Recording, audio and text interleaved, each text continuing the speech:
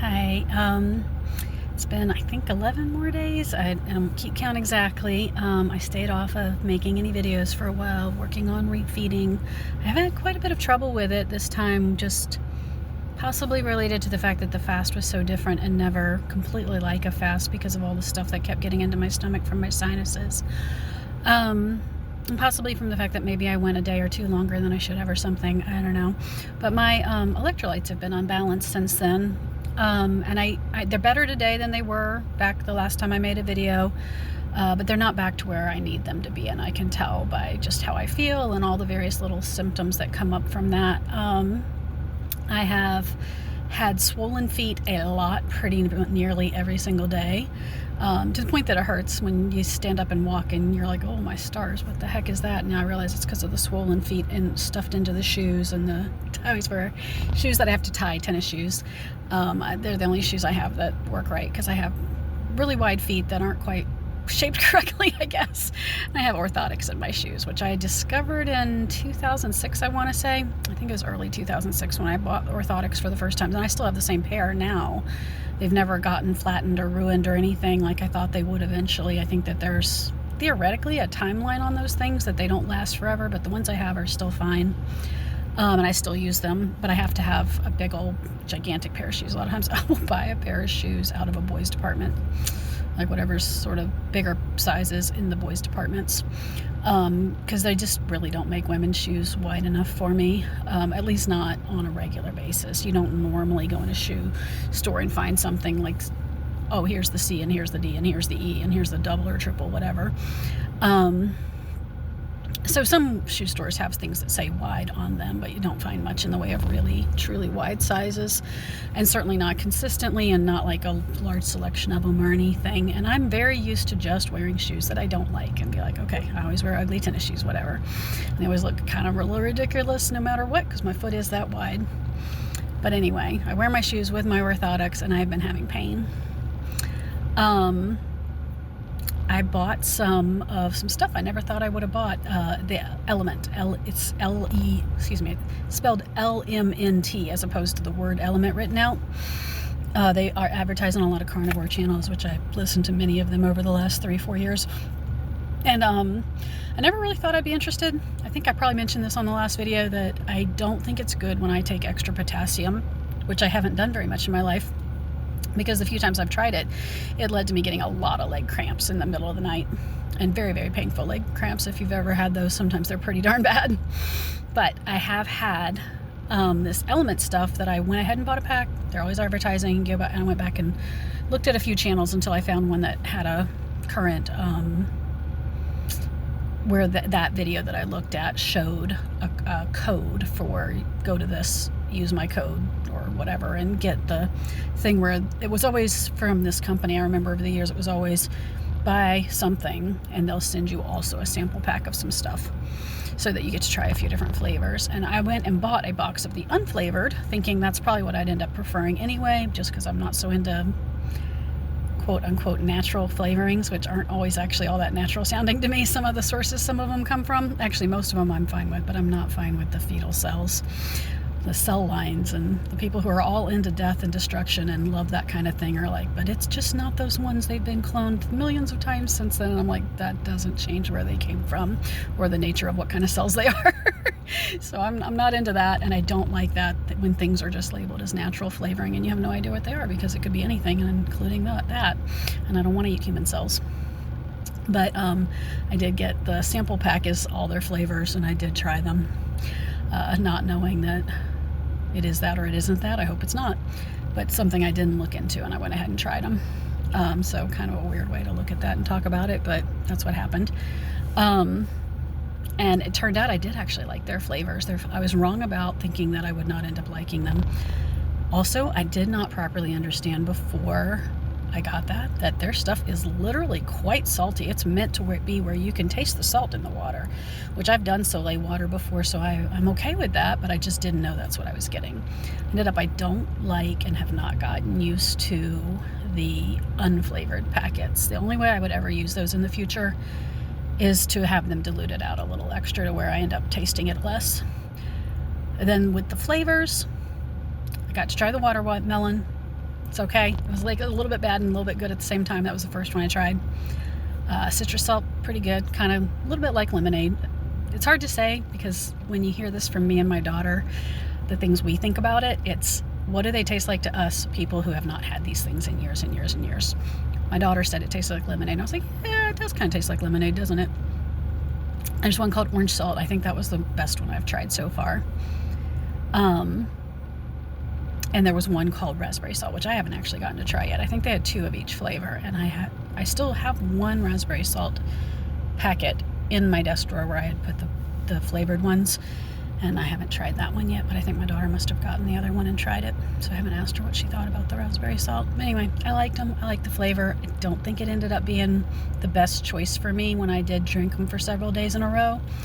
It didn't seem to be balancing out my electrolytes or making an improvement having it several days in a row. And then there was a day that my gut went pretty crazy, which is another thing that's changing over and over during this refeeding process, is that my gut's kind of been all over the place with its functioning, which is not unusual for me over the years. I know I've mentioned probably repeatedly that I had really good years in my 40s, but before that, my whole life from birth, let's say up to age 40, very IBS kind of a person.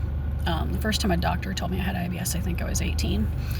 I've been through lots of periods of time in my life of IBS-D and lots of periods of time in my life of IBS-C. A lot of C when I was a kid. Just grew up with that, like when you're a little kid and you don't know, not everybody's having this problem. But something happened one time, I remember, at a young age, probably one of the elementary school ages, that my dad was saying something about being constipated, and I was like, oh, I get that. I get that all the time. And he looked at me like I was just crazy, and he was like, you do not. What do you know about that? You don't even know what this word means. And I was like, and he made me give him some kind of answer, like I ended up describing to him what I would have about, like, well, but it feels like I need to go to the bathroom, and then it hurts, and then I can't go. And he just looked so surprised. He was like, oh, I guess you do now. I'm like, yeah, I wasn't lying to you. I had it all the time as a kid. I had it so much. But before I ever got very old, I already had a little bit of an external hemorrhoid. But anyway, switched in my college years to D and got that just all the time for months and months and months. Lost a lot of weight in my freshman year of college just for the fact that my body couldn't keep anything in it ever. That's the first time that someone told me I had IBS. Didn't do anything about it, never gave me any good advice, just was like, okay, let's call it this is what you've got. But anyway, just all my life, sometimes it goes one way, sometimes it goes the other way. In carnivore, it has generally been a lot of D. Diarrhea for years. The first 2 or 3 years, it was over 2 years. The first 2 years and plus some on carnivore, I was just all the time, couldn't keep anything in me, and not losing weight from it. You know how the body sometimes does the thing where now it's just going to be inflamed, and it's going to hold on to weight, and it's just going to all the time add extra fat stores and or extra water somewhere. I was actually gaining weight those first couple of years on carnivore. And trying to trust the process, which has not in the long run worked out for me yet.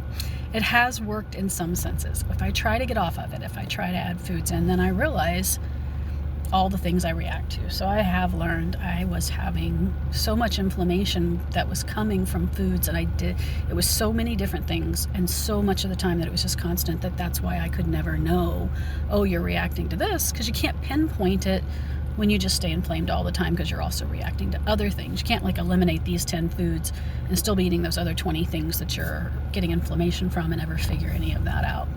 So carnivore is the ultimate elimination diet, and if you just get on red meat for a while and then you try to add something back in, then you see, and now I know I get reactions to everything.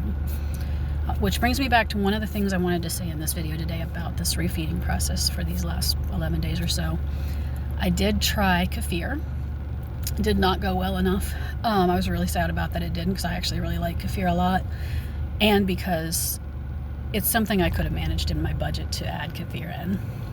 But I had it for several days in a row, and I just had unbelievable amounts of internal mucus from it, which is really weird. Again, I don't normally have that in life. I've never had where I could pinpoint that dairy was causing a problem for me, with the exception of the fact that when we got off of conventional dairy at one point in our lives years and years ago, and I began having raw dairy straight from dairy farmers, I could tell some things that got better in every single member of the family, including myself, and realized Conventional dairy is no good.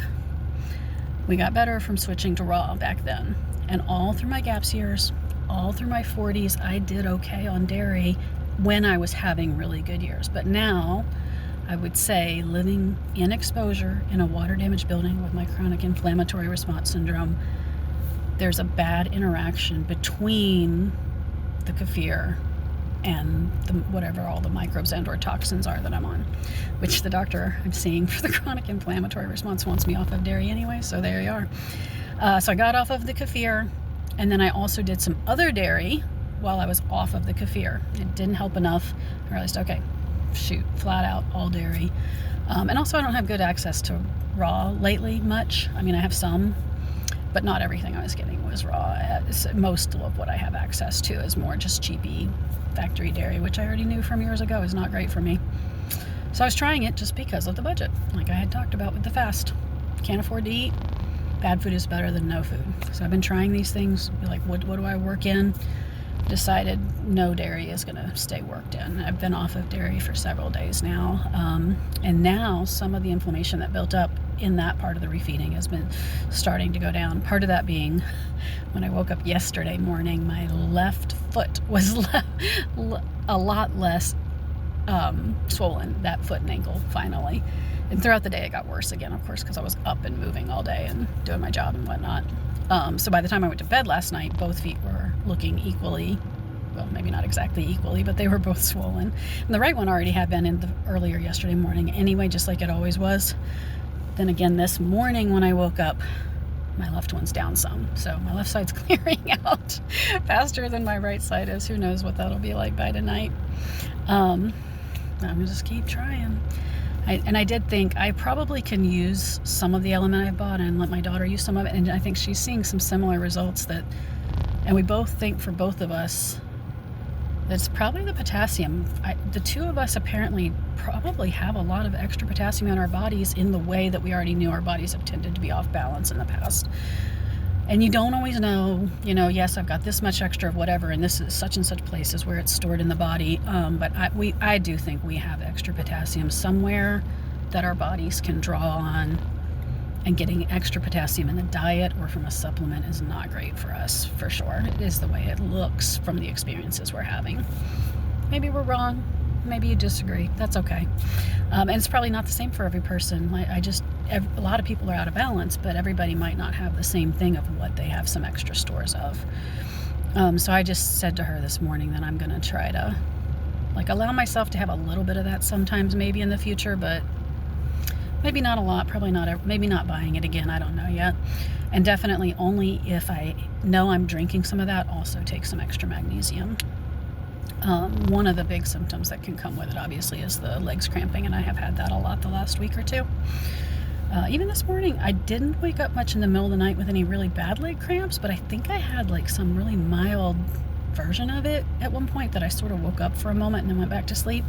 And then when I did wake up at some point that I couldn't go back to sleep around 4 or 5 in the morning, both of my legs cramped at the same time soon after I woke up. And that was really weird. I've never had them both going at once. It's almost always my right leg cramps, but sometimes it's the other. And this time it was both at the same time. And it was a more mild version of it, not nearly as painful as it usually is. So it was kind of I hope a good sign that it was so much more mild. One of them I got worked out right away that I could make it stop cramping, and the other one took me a bit, and as it got a little tighter and a little more painful for a minute or so. Anyway, that's what's been going on. Working on refeeding, working on electrolyte balance, trying some things. Don't have it all figured out, but I'm taking lots of magnesium now. And I've been taking some B vitamins. I hadn't talked about that yet. Shoot, I'm going on kind of long here, longer than I meant to. But I have some really, really, really high B1 vitamins at home that I was trying a couple of years ago. And they helped some when I took them before for a while, and then it seemed like they quit helping and I quit taking them. So I had this supply of these really, really incredibly high quality B1. B1 is a supplement that not very many people seem to take in America, and it's not very heavily studied here. But it has been studied a lot in Asia, especially Japan. I've heard China and Korea as well, but especially I know Japan. They've done a lot of research on B1 in the last 100 years or so. And they have developed forms of it that are essentially synthetic vitamins. It's not a natural form of B1 I'm taking. So if you ever see benfotiamine in a health food store, that is a form of B1 that was developed, I think, in Japan. And I have taken benfotiamine before. The high quality supplement I got from EO Nutrition a year or two ago. And it's the TTFD version. I usually know the names of all these kind of things and could say the whole thing. I actually can't tell you that and think I'll get it correct right now to say what TTFD stands for, but it's a form of thiamine that has an extra sulfur group, if I remember right. I think it's an extra sulfur group. A lot of good videos on EO Nutrition on YouTube for that from Elliot Overton. So I'm taking that again, and that is helping some with some of the problems I was having right after I started refeeding. I was getting a lot of indigestion, a lot of sort of heartburn, pain in the throat feelings when I first started refeeding, and I hadn't had that much on carnivore. I've had it in the past, and I can't remember how much right before I started carnivore, but I remember once I started carnivore, I was getting it some in the first week or 2 or 3. I don't remember how long it lasted at this point, but it went away, and it stayed away on carnivore until right after this fast. I had a lot of it for at least a week. That's been kind of bizarre, the pains in the throat that feel like that acid pain, as if one way that can happen is you can get low acid in your stomach, and because the stomach acid is lower, then the valve doesn't just keep it down, and it ends up going up into the throat. It felt kind of like the exact same type of pain, what was happening, and I wasn't sure if it really was the exact same thing, but anyway, I started taking some B vitamins. Took C a couple of different days. I had some vitamin C powder at home, and I started taking my vitamin D that I should have been taking anyway and had been sometimes. Anytime I take vitamin D, I need extra magnesium. Anytime I take vitamin D and K2, which usually is what I would do, is take them both together, I need more magnesium. Anytime I take my TTFD vitamin B1 supplement, I need lots of magnesium to go with that. I just can't get by without extra magnesium when I take some of these kinds of things. So I've been going through some of the supplements I had stockpiled from the past and hadn't been taking much in recent times. So I've run out of benfotiamine at my house, and I'm getting pretty close to running out of one of the forms of magnesium I have, and I can't really afford to buy more supplements. And I don't know if I said this in that last video, bears mentioning if I didn't. During the 33 days I was fasting, beef just kept going up in price. We have bad problems with this beef price problem right now, and the more I experiment, the more I realize, well, just the same as when I first started carnivore, I'm reacting to everything. So all dairy I've eliminated. And, well, like I said, bad food is better than no food. So I'm eating chicken and beef as much as I can, but I can't eat all beef. And some pork. I really think I'm one of the candidates I'd be best off if I just went full lion diet. I think I've kind of proven that to myself, but I'm still just going to have to keep playing around with what can I do with my budget. And at least having beef, go with that thing that the worst quality meats I can get out of the grocery store are still going to be better for me than if I went onto the standard American diet, or if I eat anything at all out of the middle of the grocery store. I know I just can't do that. So I'm staying off of, well, everything. I'm staying off of the middle of the grocery store. I'm staying off of everything out of the dairy section. I'm staying off of everything out of the produce section. And I'm just mixing in some really cheap, not great quality chicken and pork products. And doing the best I can. In some ways, I'm very blessed and very happy with the fact that at least I have a clue. At least God's given me some information. At least there's things to try. There's really good things in all that, and there's good blessings in life, and there's the fact that you can just be a happy person. You can have real joy. God loves me. I don't know why. I don't deserve it. Don't deserve to be loved and taken care of and have my sins washed away, but God takes care of us. So there is real joy even when you have serious problems you can't find solutions to yet. So I just keep praying about all that, just like I'm praying about our government, just like I'm praying about God fighting the powers and principalities that need to be fought. And I keep praying about this food thing. I keep praying about God moving me out of the trailer someday and getting us into a better situation financially. And there will be more good things that will happen. I should quit babbling about all this. I think I've kind of run out of all the points I meant to hit, but Thank you to all of you, and God bless each and every one of you.